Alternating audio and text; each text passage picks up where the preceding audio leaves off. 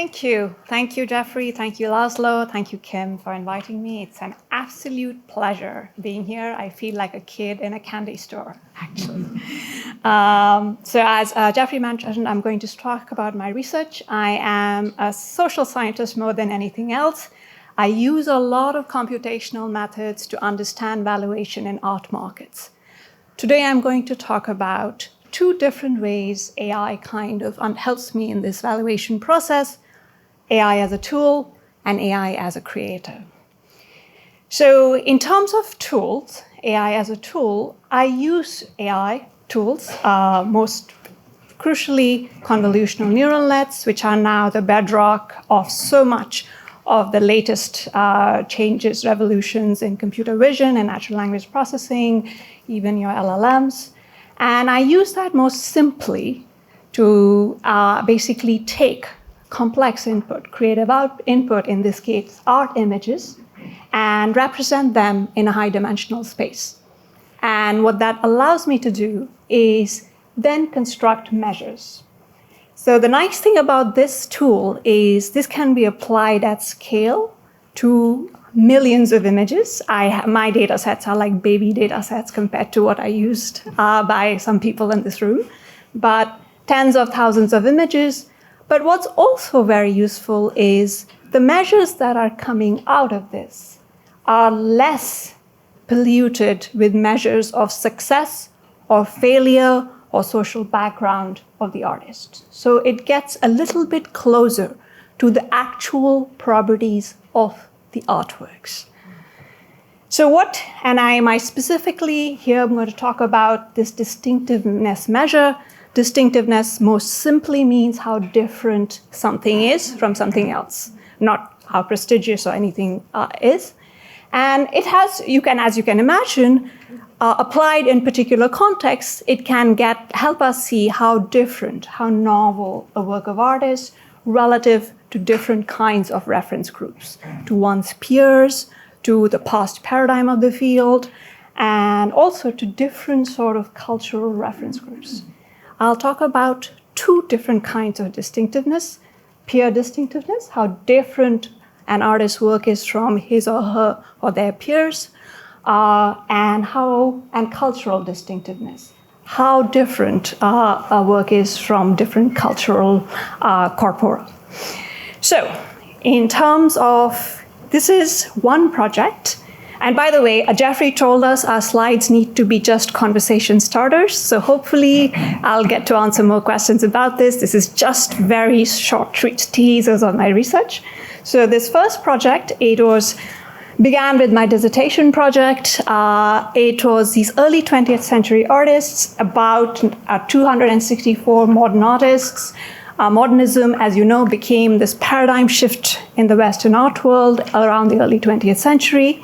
Here we look at about 17,000 images, and we try to construct this distinctiveness, how different an artist is from their peer group, and see its relationship to how much visibility, which is a very important form of creative recognition, the artists get. And so we are using these distinctive measures. You can construct it on a yearly basis throughout the entire lifetime of the artist. You can construct it, it's dynamic, so it's able to capture how distinctive a work is as new work is being produced that is like it or different from it. And then we also have the visibility, again, yearly measures over this almost 100-year time period.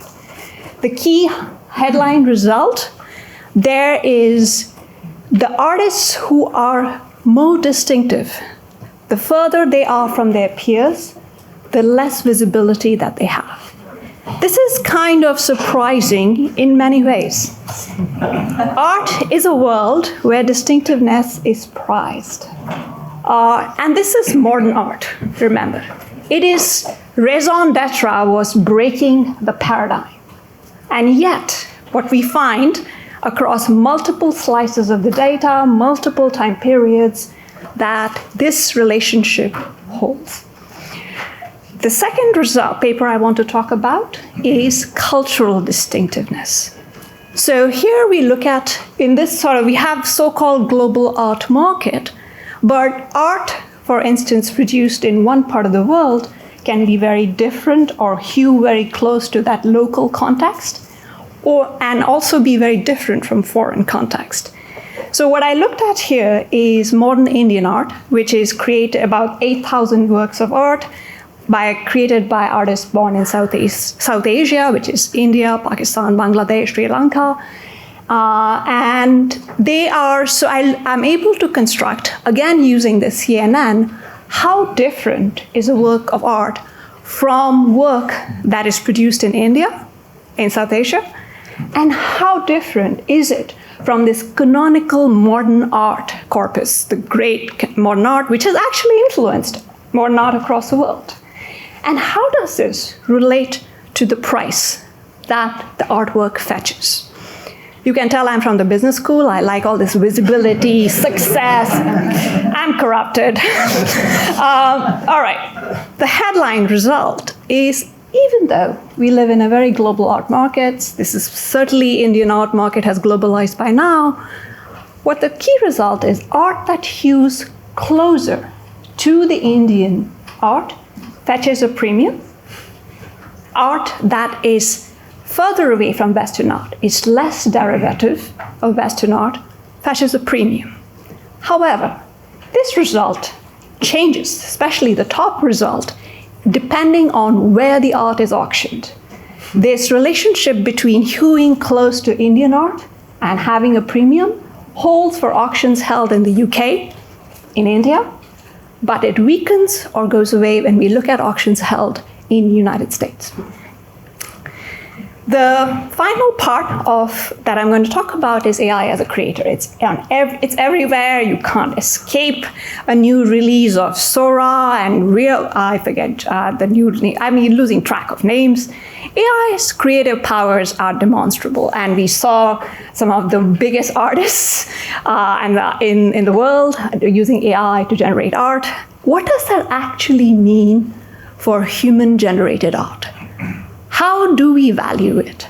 So the question that I and my co-authors wanted to answer is, how does the evaluative criteria by which human-made art changes, or does it change as we get more and more exposure to this AI-made work and to AI's creative powers? And we did this study using observational data, using a quasi-experiment with the introduction of ChatGPT in 2022, and also a field experiment.